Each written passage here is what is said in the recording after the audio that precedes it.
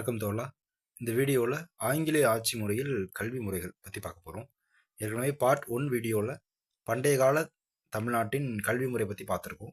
இப்போ ஆங்கிலேயர் ஆட்சியிலிருந்து இப்போ கரண்ட்டில் 2025 வரை உள்ள நிகழ்வுகள், கல்வி முறையின் வளர்ச்சி மற்றும் கல்வி முறை பற்றி பார்க்க போகிறோம். வாங்க ஸ்டார்ட் பண்ணலாம். மதராஸ் மாகாணத்தில் மேற்கத்திய கல்வியை அறிமுகப்படுத்திய பெரும் பங்கு வகித்தவர் மதராஸ் மாகாண ஆளுநராக இருந்த சர் தாமஸ் மான்ரோ அவர்கள் தான். அதாவது சர் தாமஸ் மான்ரோ அவர்கள் தான் 1823 கல்வி, அதாவது கல்வி குறித்து, பள்ளிகள் குறித்து ஒரு புள்ளி விவர கணக்கெடுப்பு நடத்துவார். நம்ம போன வீடியோவில் பார்த்துருப்போம்.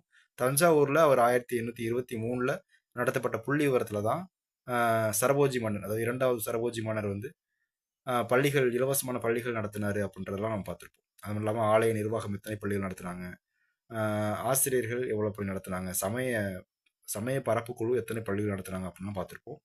அந்த மாதிரி புள்ளி விவரம், அதாவது பள்ளி கல்வியின் நிலை குறித்து புள்ளி விவர கணக்கெடுப்பு நடத்துகிற குழுவை இவர் தான் அமைச்சிருப்பார்.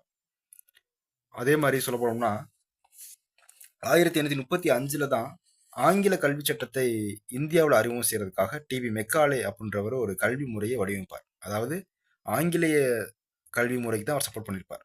அதாவது அப்போதைக்கு இந்தியாவில் ஆங்கில மரபுக்குழு, கீழ்த்திசை குழு அப்படின்னு 2 இருக்கும். ஆங்கில மரபுக்குழு அப்படின்னா எல்லா பாடங்களையும் ஆங்கிலத்தில் தான் நடத்தணும் அப்படின்னு சொல்லக்கூடிய குழு. அது இல்லாமல் கீழ் திசை குழு அப்படின்றது தாய்மொழியில், இப்போ தெலுங்கு பேசக்கூடிய மக்களுக்கு தெலுங்கு மொழியில் நடத்தணும், தமிழ் பேசக்கூடிய மக்களுக்கு தமிழ் மொழியில் நடத்தணும் அப்படின்னு 2 குழு இருந்துச்சு. ஓகேவா? இவருடைய நூல் ஒன்று இருக்கும், டிபி மெக்காலே அவர்களோட நூல் ஒன்று, இந்திய கல்வி குறித்த குறிப்புகள் அப்படின்னு 1835 ஒரு நூல் வெளியிடுவார். அந்த நூலில் ஆங்கில வழியில் தான் மேற்கத்திய கல்வி வழங்கப்பட வேண்டும் அப்படின்னு சொல்லுவார். அதாவது என்ன சொல்லியிருப்பாருன்னா, ரத்தத்திலும் நிறத்திலும் இந்தியர்களாகவும், விருப்பத்திலும் கருத்து, ஒழுக்க நெறி, அறிவு, மொழி ஆகியவற்றில் ஆங்கிலேயராகவும் இருக்கக்கூடிய படித்த இந்தியர்களை நான் உருவாக்க விரும்புகிறேன் அப்படி சொல்லுவார். அந்த படித்த இந்தியர்களை தான் பின்னால் ஆங்கிலேயர்கள் பாபு வர்க்கம் அப்படி சொல்லி கொஞ்சம் கிண்டல் பண்ணுவாங்க. ஓகே, இப்போ பாருங்க, மேற்கத்திய கல்வி முறை அப்படின்றது ஆங்கிலேய வழி கல்வி முறை. அதை ஏன் அவர் ரதத்திலும் நிறத்திலும் இந்தியனாகவும், விருப்பம், கருத்து, ஒழுக்க நெறி மற்றும் அறிவு ஆகியவற்றில் ஆங்கிலேயராகவும் இருக்கக்கூடிய ஒரு மக்கள் பிரிவினரை உருவாக்க வேணும் அப்படின்னு சொல்றாருன்னா, நம்ம சின்ன பிள்ளையிலேருந்தே நம்ம ஒரு புக்கில் என்ன இருக்கோ அதை நம்ம படிச்சுட்டே வந்தோம்னா அது அப்படியே மனப்படாயிடும். இப்போ ஆங்கிலேயர்களை பற்றி நல்லெண்ணம் நம்ம மனசில் வரணும் அப்படின்றதுக்காக தான் அவர் அந்த மாதிரி சொல்வார். இவர் தாமஸ் மான்ரோ நடத்தின கல்வி நிலை குறித்த புள்ளி விவர கணக்கெடுப்பில் ஒவ்வொரு மாவட்டத்திலையும் மாவட்ட ஆட்சியர் பள்ளி மற்றும் தாசில்தார் பள்ளி அப்படின்னு 2 பள்ளிக்கூடங்களை உருவாக்க மான்ரோ குழு பரிந்துரைப்பாங்க.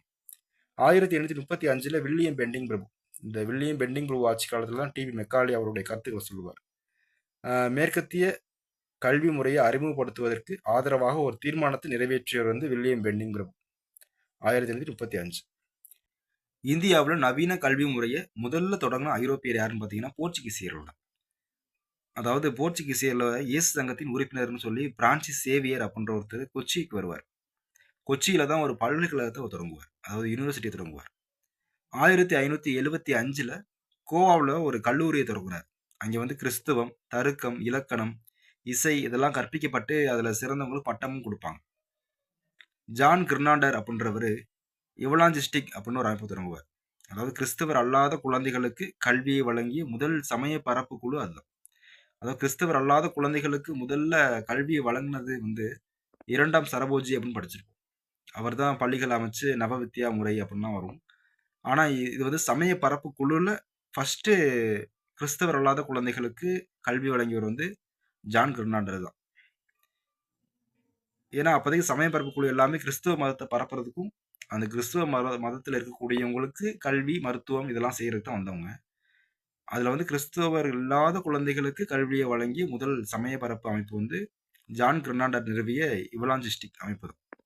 1812 ஜிஎஸ் ஜான் என்பவர் தரங்கம்பாடியில் 20 இலவச பள்ளியை தொடங்குவார். ஜீகன் பால்கு மற்றும் ப்ளூட்ஷோ அப்படின்னு 2 ஜெர்மனிய பிசப்புகள் வருவாங்க. அவங்க திருவாங்கூரில் பள்ளி மற்றும் ஆசிரியர்களுக்கான பயிற்சி கல்லூரியும் தொடங்குவாங்க. டாக்டர் மிடில்டன் மிஷினரி கல்லூரி ஒன்றை கல்கத்தாவில் தொடங்குவார். பின்னர் இதுவே பிசப் கல்லூரி அப்படின்னு சொல்லுவாங்க. ஏன்னா அவர் ஒரு பிசப்பு தான், அதாவது பேராயர், அதுதான் நம்ம பிசப்னு சொல்லுவோம். ஆங்கில ஆட்சியில் கல்வி 4 விதமாக பிரிப்பாங்க. அதாவது ஆங்கில ஆட்சி தொடக்கத்துல இருந்து 1813 வரைக்கும் பிரிப்பாங்க. அதாவது 1813 பட்டய சட்டம் தான் இந்தியாவிற்கு ஒவ்வொரு வருடமும் 1,00,000 கல்விக்கான மானியம் கொடுக்கறதா பேசுவாங்க. அடுத்தது வந்து 1813 1853 வரையிலான காலம். இந்த காலம் பூராமே அஹ், அந்த ஆங்கிலவாதிகளோ இந்த கீழ் திசைவாதிகளோ எந்த மொழியில கற்பிக்கிறது அப்படின்றதுல ஒரு குழப்பமாவே இருந்துகிட்டு இருக்கும். 1854 1920 வரையிலான காலம் தான் மூன்றாவது காலம். அதுல வந்து 1854 தான் நம்ம ஜார்ஜ் வுட் கல்வி அறிக்கை வெளியிடுது. அதாவது ஜார்ஜ் வுட் கல்வி அறிக்கை அப்படின்றது மதராஸ் மாகாணத்துல பொது வழிகாட்டும் துறையை ஏற்படுத்தியது. இந்தியாவில் ஆங்கில கல்வியின் மகாசாசனம் அப்படின்னு அழைக்கப்படுறது 1854 வெளியான ஜார்ஜ் வுட் கல்வி அறிக்கை தான். இது வந்து எப்படின்னா ஆங்கில முறையில மேற்கத்திய முறையில தான் கல்வி கற்பிக்கணுன்றதை உறுதிப்படுத்தியது. ஏனெனில் அனைத்து நிலையில் உள்ள மக்களும் கல்வி வழங்கிடக்கூடிய ஆங்கில கல்விக் கொள்கையின் முதல் அறிக்கை இதுதான். அதனால் இது இந்தியர்களின் கொள்கைகளையும் கலாச்சாரத்தையும் விலக்கி வைத்து மாநில கல்வியின் மீது முழுமையான கட்டுப்பாட்டை ஏற்படுத்தியது. இந்த அறிக்கையின்படி அனைத்து பள்ளிகளும் மானியம் வழங்கப்பட்டது. ஓகே. 1857 ஆங்கில ஆட்சியின் போது தமிழகத்தில் அமைக்கப்பட்ட சென்னை பல்கலைக்கழகமே தமிழகத்தின் முதல் பல்கலைக்கழகம் அப்படின்னு போட்டுருக்காங்க. அதாவது 1857 வந்து 3 இடங்கள்ல பல்கலைக்கழகங்கள் அமைப்பாங்க. அதாவது கல்கத்தா, பம்பாய், சென்னை. அதுல தமிழகத்தில் அமைக்கப்பட்ட முதல் பல்கலைக்கழகம் அப்படின்னா சென்னை பல்கலைக்கழகம். சரி, ஓகே. அந்த 3வது பீரியட் வந்து 1854 முதல் 1920 வரை அப்படின்னு சொல்லியாச்சு. அதுல வந்து 1854 தான் ஜார்ஜ் வுட் கல்வி அறிக்கை இந்தியாவில் சொல்லாங்க. அதான் மகாசாசனம் அப்படின்னு சொல்றோம். 1882 ஒரு கல்வி குழு அமைப்பாங்க. அது பேர் வந்து ஹண்டர் கல்வி குழு அப்படின்னு சொல்லுவாங்க. அது ஏன் அமைச்சாங்க அப்படின்னா தொடக்க கல்விக்கு முக்கியத்துவம் கொடுக்கணும் அப்படின்றதுக்காக அமைப்பாங்க. அதாவது முஸ்லீம்ஸ் இருக்கும்போது அவங்க வந்து மக்தப், மதராசா அப்படின்னு ரெண்டுன்னு வச்சிருப்பாங்க. மக்தப் அப்படின்றது வந்து தொடக்க கல்வியையும், மதராசா அப்படின்றது இடைநிலை பள்ளியையும் குறிப்பாங்க. அந்த மக்தப் அப்படின்றத சிறப்பு செய்ய வைக்கணும் அப்படின்றதுக்காக தான் அந்த ஹண்டர் கல்விக்குழு உருவாக்குவாங்க. 1921 1947 வரையான காலம் வந்து கடைசி 4வது பீரியட். 47 சுதந்திரம் அடைஞ்சிருவோம். அது வரை தான் அந்த ஆங்கிலேய ஆட்சியின் கல்வி முறை இருக்கும். ஓகே தானே? 1935 வந்து இந்திய அரசு சட்டம் நிறைவேற்றிடுவாங்க. ஆனால் அது 1937 தான் நடைமுறைக்கு வரும். அந்த 2ஆம் உலகப் போருக்கு பின்னாடி கல்வி மேம்பாட்டிற்கு முக்கியத்துவமான ஒரு திட்டம் அப்படின்னு சொன்னோம்னா 1944 தயாரிக்கப்பட்ட சர் ஜான் அறிக்கை அதான் சொல்லுவாங்க. ஓகே, அப்படி போயிடலாம். 1882 தான் உள்ளூர் வாரிய சட்டம் நிறைவேற்றப்பட்டது. அந்த உள்ளூர் வாரிய சட்டம் அப்படின்னா ஒரு புதிய பள்ளியை திறக்கிறதுக்கு அரசாங்கத்திட்ட வந்து மானியமும் அதற்கான அனுமதியும் அது வழங்கக்கூடிய ஒரு அதிகாரம் தான். ஓகேவா? 1938 தான் ஆங்கில மொழி பாடம் தவிர மற்ற பாடங்கள் எல்லாம் தமிழ் மொழியில கற்பிக்கப்படும் அப்படின்னு அறிவிக்கப்பட்டது. 1929 தான் அண்ணாமலை பல்கலைக்கழகம் சிதம்பரத்தில் அமைக்கப்பட்டது. இதுதான் அண்ணாமலை பல்கலைக்கழகம்.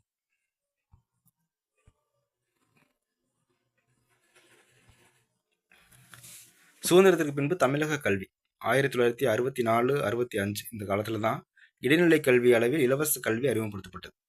1975 தான் காந்திய கிராமிய கல்லூரி உருவாக்கப்பட்டது. கல்லூரி சென்று படிக்க முடியாதவர்களுக்கு தொலைதூர கல்வி முறையும் 1975 தான் கொண்டு வந்தாங்க. 1956 அறிமுகப்படுத்தப்பட்ட மதிய உணவு திட்டம், அதாவது காமராஜ் பேரில் அறிமுகப்படுத்தப்பட்ட மதிய உணவு திட்டம் 1982 பள்ளிகள் இடைநிற்றலை தவிர்க்கும் பொருட்டு சத்துணவு திட்டமாக மாற்றப்பட்டது. அதாவது எம்ஜிஆர் அவர்கள் பீரியடில் தான் சத்துணவு திட்டம் மாற்றப்பட்டது.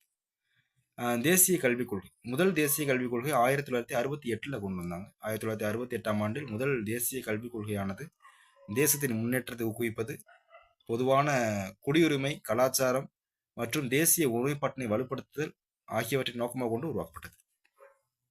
அதாவது முதல் தேசிய கல்விக் கொள்கை வந்து ஃபுல்லாக தேசியத்துக்கு தான் முக்கியத்துவம். தேசிய ஒருமைப்பாடு, தேசிய முன்னேற்றம், குடியுரிமை, கலாச்சாரம் அப்படின்னு. தேசிய கல்விக் கொள்கைன்னு 1986 அது அப்படியே கொஞ்சம் இந்த 68 திருப்பி போட்டிங்கன்னா 86 வந்துடும். 86 கொண்டு வந்த சட்டம் என்ன அப்படின்னா நாட்டில் விளிம்பு இருக்கக்கூடிய மக்களுக்கும் சம வாய்ப்பு கொடுக்கணும், உதவி தொகைகள் வழங்கணும், வயது வந்தோர் கல்வி கற்றிருக்கணும், திறந்தநிலை பல்கலைக்கழகங்கள், குறிப்பாக கிராமப்புற இந்தியாவில் ஏற்றத்தாழ்வுகளை நீக்குதலை வலியுறுத்துதல், தொடக்க கல்வி குழந்தைகளை மையமாக கொண்ட அணுகுமுறையை அழைப்பு விடுத்தல், தொடக்க பள்ளிகளை தேசிய அளவில் மேம்படுத்துவதற்காக கரும்பலகை திட்டத்தை அறிவுறுத்தியது. அதாவது கரும்பலகை திட்டம் அப்படின்றது 1992 அறிவுறுத்தப்பட்டதை நம்ம படிச்சிருப்போம். ஆனால் அந்த கரும்பலகை திட்டம் அப்படின்றதே வந்து தேசிய கல்விக் கொள்கை 1986 தான் அறிவுறுத்தியிருக்காங்க. புதிய கல்விக் கொள்கை, அதாவது 1986 கொண்டுவரப்பட்ட அந்த தேசிய கல்விக் கொள்கையில சில மாற்றங்களை செய்து புதிய செயல்திட்ட நடவடிக்கைகளை மேற்கொள்ள கொண்டுவரப்பட்டது தான் புதிய கல்விக் கொள்கை அப்படின்னு சொல்கிறாங்க. 1992. 1991 அப்போதைய ஆந்திர முதல்வராக இருந்த திரு விஜயபாஸ்கர் ரெட்டி அவர்கள் தலைமையில் ஒரு குழு அமைக்கப்பட்டது. அந்த குழு 1992 அறிக்கையை சமர்ப்பிக்கிறாங்க. இந்த குழுவோட பரிந்துரையின்படி தான் இந்த 1992 புதிய கல்விக் கொள்கை உருவாக்குறாங்க. சுதந்திர இந்தியாவில் கல்வி வளர்ச்சி. பல்கலைக்கழகங்கள் குறித்த அறிக்கையை தயாரிக்க 1948 ஆண்டு டாக்டர் ராதாகிருஷ்ணன் தலைமையில் ஒரு கல்விக்குழு நியமிக்கப்படுது. டாக்டர் ராதாகிருஷ்ணன் அப்படின்னு சொல்கிறத விட சர்வபள்ளி ராதாகிருஷ்ணன் அப்படின்னு தெரிஞ்சு எல்லாருக்கும் தெரிஞ்சிருக்கும். ஏன்னா இவர் செகண்ட் குடியரசுத் தலைவர், முதல் துணை குடியரசுத் தலைவர். இவருடைய பிறந்தநாள்னா செப்டம்பர் 5 தான் ஆசிரியர் தினமாக கொண்டாடிட்டு இருக்கோம். அதாவது 1962 இப்போ வரைக்கும் ஆசிரியர் தினமாக இவரோட பர்த்டே தான் கொண்டாடிட்டு இருக்கோம். அதாவது செப்டம்பர் 5. இவரோட தலைமையில தான் ஒரு கல்விக்குழு நியமிக்கப்படுறாங்க. அந்த குழுவோட பரிந்துரையை பின்பற்றி தான் உயர்கல்வியின் தரத்தை நிர்ணயிக்க பல்கலைக்கழக மானிய குழு அமைக்கப்படுது. 1952 to 53 ஆண்டுல தான் இடைநிலை கல்விக்குழு அமைக்கப்படுது. அதாவது இடைநிலை கல்விக்குழு அப்படின்றது இப்போதான் அமைக்கிறாங்க. இது கல்வியில புதிய அமைப்பு முறைகளையும் பாட புத்தகங்கள் தரம், பாடத்திட்டம், கற்பித்தல் முறைகள் முன்னேற்றங்களை பரிந்துரைத்தது. 1964 தான் இந்திய அரசு டாக்டர் TS கோத்தாரி அவர்கள் தலைமையில் ஒரு கல்விக்குழு அமைக்கிறாங்க. அந்த கல்விக்குழு தான் 14 வயசு வரை உள்ள அனைத்து குழந்தைகளுக்கும் இலவச மற்றும் கட்டாய தொடக்க கல்வியை நாடு முழுவதும் ஒரே மாதிரியான 10வது, அதுக்கடுத்து 11, 12, அதுதான் +2, அடுத்து காலேஜ் 3 வருஷம், அதுதான் +3 அப்படின்ற கல்வி அமைப்பையும் பரிந்துரைத்து செய்தது. அனைவருக்கும் கல்வி இயக்கம் அப்படின்றது SSA மற்றும் அனைவருக்கும் இடைநிலை கல்வி இயக்கம்.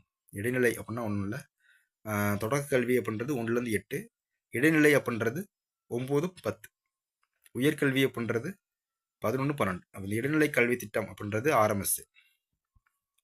இந்திய அரசின் முதன்மையான திட்டமான அனைவருக்கும் கல்வி இயக்கம் 2000, 2001 இந்த இடைப்பட்ட இதில் தொடங்கியிருக்காங்க. அனைத்து குழந்தைகளுக்கும் தொடக்க கல்வியை பெறுவது, அதாவது 1 to 8 வரை எல்லாருக்கும் கல்வி பெறுறது தான் அதோட உரிமை.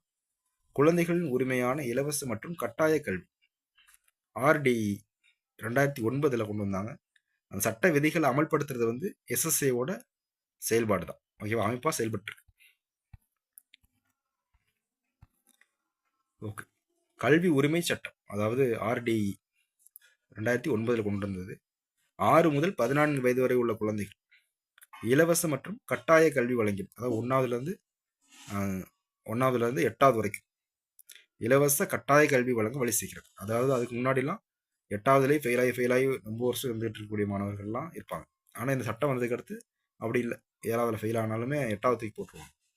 அந்த மாதிரி தான் இத்திட்டத்தில் மதிய உணவு வழங்குதல், மாணவர்களுக்கு உதவித்தொகை வழங்குதல், பள்ளி மேலாண்மை குழு அமைத்தல், வகுப்பறைகள் கற்றல் கற்பித்தல், உபகரணங்கள் வழங்குதல் ஆகியவற்றை அடங்கும். RMSA அனைவருக்கும் இடைநிலை கல்வி திட்டம், அதாவது 11ஆம் ஐந்தாண்டு திட்டம். 11ஆம் ஐந்தாண்டு திட்டம் எப்போ கொண்டு வந்தாங்கன்னா 2007 2012 வரைக்கும். ஆமாம், மொத்தமே 12 ஐந்தாண்டு திட்டங்கள் தானே. 12வது ஐந்தாண்டு திட்டத்தை முடிச்சுக்குவாங்க. 11ஆவது ஐந்தாண்டு திட்டம் 2007 12 வரைக்கும். ஓகே, 15 வயது முதல் 16 வயதுக்கு உட்பட்ட இளம் மாணவர்களுக்கு இடைநிலை கல்வி அளிப்பதே இதன் நோக்கம். அதாவது 15 to 16 அப்படின்றது 9, 10. இத்திட்டத்தின் மூலம் அறிவியல் ஆய்வகம், நூலகம், ஆசிரியர்களுக்கான பணியிடை பயிற்சி, கணினி வழி கல்வி, பள்ளி இணைய செயல்பாடுகள் மற்றும் கற்றல் கற்பித்தல் உபகரணங்கள் ஆகியவற்றை இந்திய அரசு பள்ளிகளுக்கு வழங்குகிறது. 2018-19 இந்த மத்திய நிதிநிலை அறிக்கையில தான் பள்ளி கல்விக்கு முன்பருவ கல்வி முதல் 12ஆம் வகுப்பு வரை உள்ள எவ்வித பாகுபாடும் இன்றி முழுமையாக வழங்குவதற்கு முன்மொழிந்தது. இந்த வருஷம் மட்டும் பார்த்துங்க, 2018-19 அந்த வருஷம் உள்ள மத்திய நிதிநிலை அறிக்கையில தான் பள்ளி கல்வியினை முன்பருவ கல்வி, அதாவது ஸ்டார்டிங்ல இருந்து 12வது வரைக்கும் எவ்வித பாகுபாடுமே இன்றி முழுமையாக வழங்குவதற்கு முன்மொழிந்தது. அந்த டயத்துல தான் SSA மற்றும் RMSA ரெண்டையும் உள்ளடக்கிய சமர சிக்ஷாவானது உருவாக்கப்பட்டு பள்ளி செயல்பாடுகள், சமமான வாய்ப்புகள் மற்றும் சமமான விளைவுகள் அளவிடுதல் ஆகியவற்றை மேம்படுத்துவதற்காக ஏற்படுத்தப்பட்டது.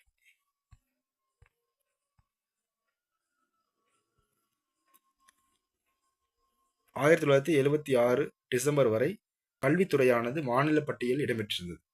தற்போது பொதுப்பட்டியலில் இடம்பெற்றுள்ளது. 1976 டிசம்பர் வரைக்கும் கல்வித்துறைன்றது மாநில பட்டியலாக தான் இருந்துச்சு. அந்த 1976 டிசம்பர்ன்றது ஞாபகம் வச்சுக்கோங்க. தற்போது பொதுப்பட்டியலில் இடம்பெற்றுள்ளது. 1937 பிரபலமான வர்தா கல்வி திட்டத்தை காந்தியடிகள் உருவாக்குனார். அது என்ன வர்தா கல்வி திட்டம் அப்படின்னா ஒன்றும் இல்லை, அகிம்சை முறையை சின்ன வயசுல இருந்து சின்ன பிள்ளைங்கிட்ட அப்படியே கற்றுக்கிட்டே வந்தோம்னா அவங்க பெரிய ஆளாகும் போது எதிர்கால குடிமக்களை வந்து மேம்படுத்துறது. அதாவது அவங்க வந்து சண்டை சச்சரவு வச்சுக்க மாட்டாங்க, அஹிம்சையாகவே அவங்க வாழ்க்கையை நடத்துவாங்க அப்படின்ற மாதிரி கொண்டது தான் அவருடைய பிளான். அதுதான் அவர் அகிம்சை கொள்கைகளை எதிர்கால குடிமக்களை மேம்படுத்த அவர் விரும்பினார். அதுதான் வர்தா கல்வி திட்டம் அப்படின்னு சொல்கிறாங்க.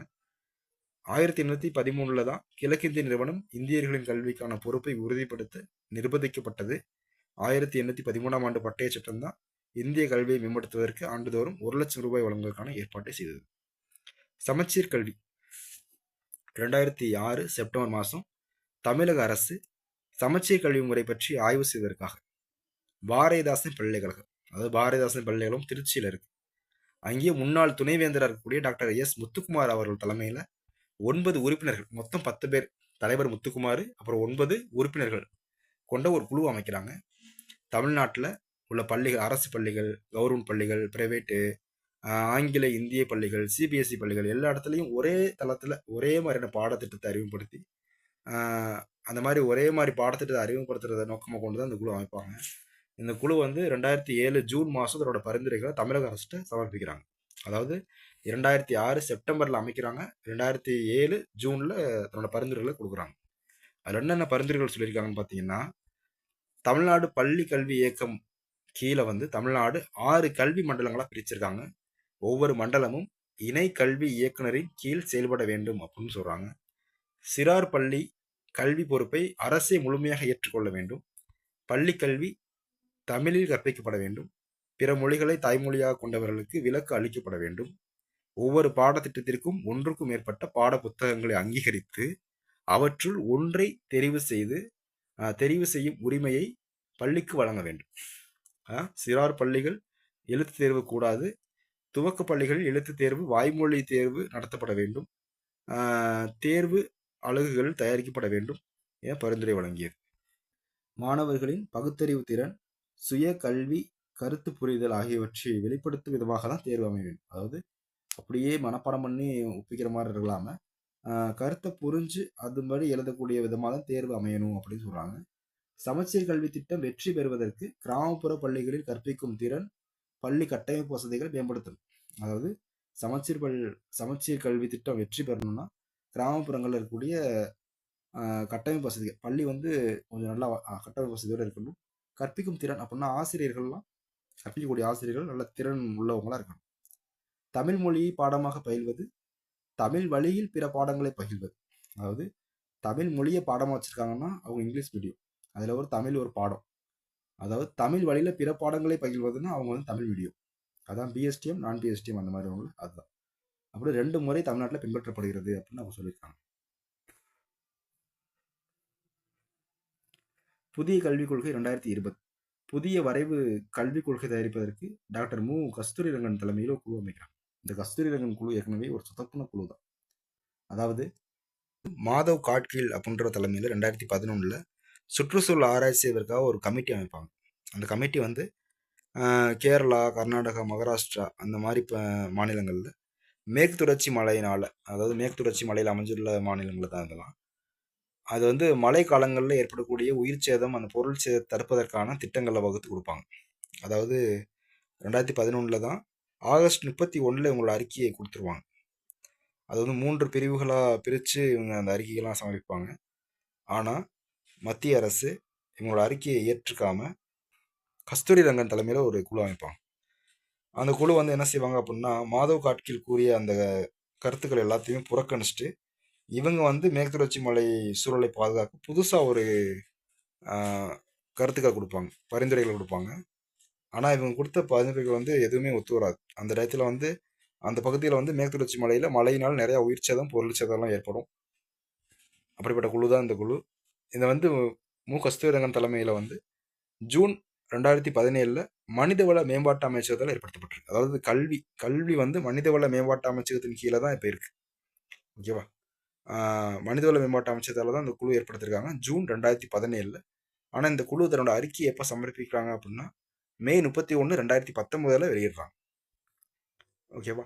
இந்த கல்விக் கொள்கை மீது இவங்க கொடுக்கக்கூடிய இந்த பிரச்சனைகளில் கவனம் செலுத்தணும் அப்படின்னு சொல்லி இவங்க சொல்லக்கூடிய பரிந்துரைகள் வந்து கல்வி அணுகல் முறை, அனைவருக்கும் கிடைக்க வேண்டிய சம உரிமை, கல்வியின் தரம், கல்விக்காக செலவிடக்கூடிய தகுதி, பொறுப்புடைமைகள்.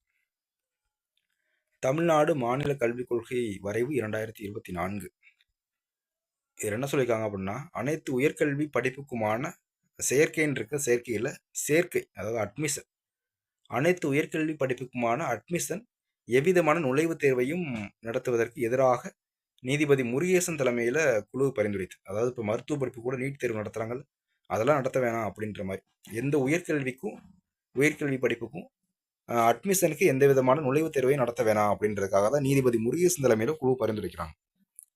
அதாவது 2020 தேசிய கல்விக் கொள்கைக்கு எதிராக தான் தமிழக மாநில கல்விக் கொள்கை இந்த வரைவு 2024 அமைஞ்சிருக்கு.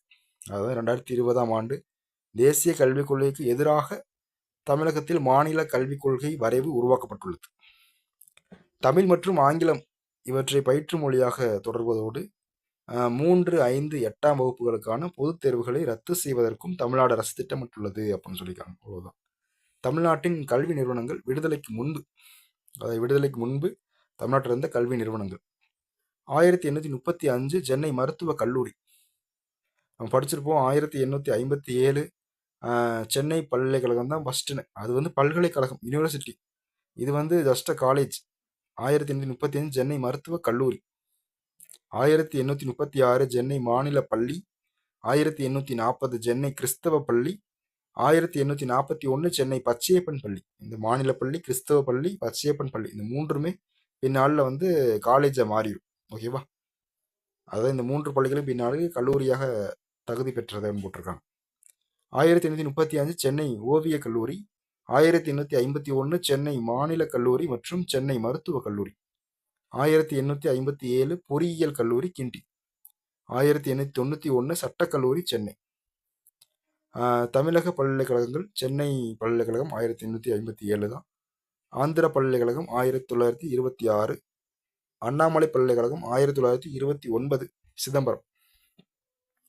விடுதலைக்கு பின்பு மதுரை காமராஜர் பல்கலைக்கழகம் 1966 மதுரை, தமிழ்நாடு வேளாண்மை பல்கலைக்கழகம் 1971 கோயம்புத்தூர், காந்திய கிராமிய பல்கலைக்கழகம் 1976 திண்டுக்கல், அண்ணா பல்கலைக்கழகம் சென்னை 1978 ஆரம்பிக்கிறாங்க. தமிழ் பல்கலைக்கழகம் தஞ்சாவூர். இதாவது இந்த தஞ்சாவூரில் வந்து 5வது உலக தமிழர் மாநாடு எம்ஜிஆர் அவர்கள் பேரில் நடக்கும்.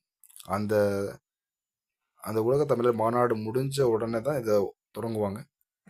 1881 தமிழ் பல்கலைக்கழகம் தஞ்சாவூர், பாரதியார் பல்கலைக்கழகம் கோயம்புத்தூர், பாரதிதாசன் பல்கலைக்கழகம் திருச்சி. இந்த பாரதிதாசன் பல்கலைக்கழகம் திருச்சியிலிருந்து தான் அந்த சமச்சீர் கல்வி அந்த குழு அமைப்பாங்கள்ல, அந்த டாக்டர் முத்துக்குமாரன் அவர்கள் இந்த பள்ளியில் தான் ப்ரொஃபஸர் ஒர்க் பண்ணுவார். அன்னை தெரசா மகளிர் பல்கலைக்கழகம் கொடைக்கானல்.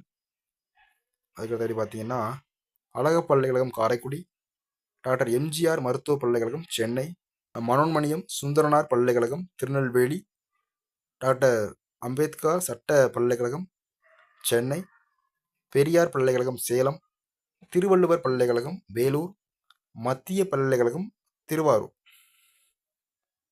திருவள்ளுவர் பல்கலைக்கழகம் வேலூர், மத்திய பல்கலைக்கழகம் திருவாரூர். மீண்டும் மற்றொரு வீடியோவில் சந்திப்போம். நன்றி தோழா. இதுக்கான பிடிஎஃப் என்னோட டெலகிராம் சேனலில் கொடுத்துருக்கேன். அந்த லிங்க்கு டிஸ்கிரிப்ஷனில் இருக்குது. மீண்டும் சந்திப்போம். நன்றி.